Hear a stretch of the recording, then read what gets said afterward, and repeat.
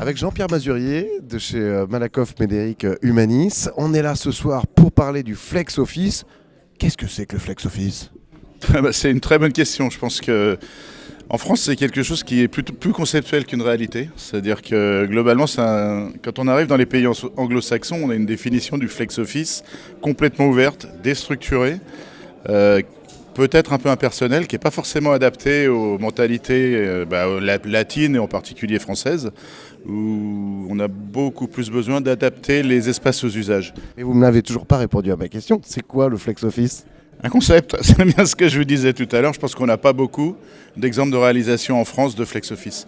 On a beaucoup plus des adaptations des espaces aux usages que du réel flex au sens de la définition américaine. Donc, Je peux vous la donner si vous voulez. c'est de l'aménagement de bureaux. C'est de l'aménagement d'espace. D'accord. Parce qu'on ne parle plus forcément de bureau. Parce que par exemple, un espace avec 3 banquettes et une table basse, on peut faire travailler 6 personnes, 4 personnes. C'est pas un bureau, mais ça peut répondre à un besoin métier.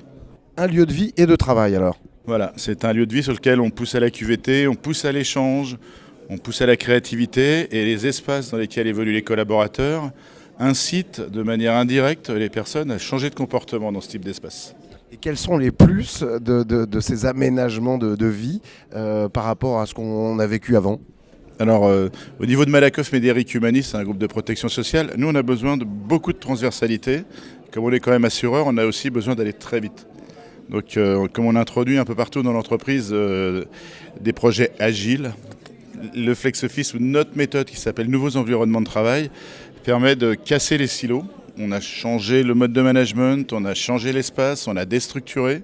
Ça pousse aux échanges, ça crée indirectement de l'innovation, du bien-être. On a les taux d'absentéisme qu'on est en train de calculer là qui chutent. Donc ça crée de l'envie, ça donne, c'est vrai, ça donne envie d'aller travailler le matin. Pour terminer, est-ce qu'en France, ce côté instinct de propriété, d'avoir son petit coin de travail et d'avoir peut-être cette perte de repères avec ces espaces différents et on change d'espace tous les jours, est-ce que ça ne nous gêne pas ? Si. Le premier réflexe, de toute façon, sur ce type de transformation, même de toute façon sur un déménagement standard, c'était mieux avant, j'avais mon bureau, la photo des enfants. Pour pouvoir aborder correctement le sujet avec les collaborateurs, on parle vraiment de co-design. C'est-à-dire qu'on doit les amener à construire leurs espaces. Alors on les guide, on a des kits, on les amène dans des visuels 3D, dans toute une démarche d'appropriation, mais c'est eux qui créent l'espace. Si on leur impose un espace, on peut mettre 3 baby-foot, 5 machines à café, on a un rejet puisqu'on a une perte de repères. Une fois qu'ils ont créé l'espace, on a plus de facilité à les intégrer dedans. Merci beaucoup Jean-Pierre. Merci.